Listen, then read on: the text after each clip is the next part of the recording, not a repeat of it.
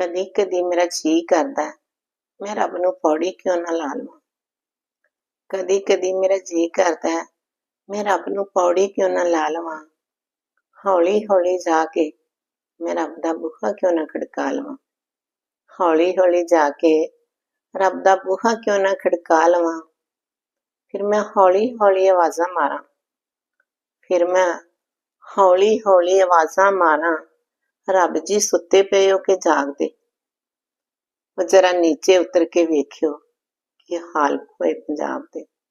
ਜਰਾ ਨੀਚੇ ਉਤਰ ਕੇ ਵੇਖਿਓ ਕੀ ਹਾਲ ਹੋਏ ਪੰਜਾਬ ਦੇ।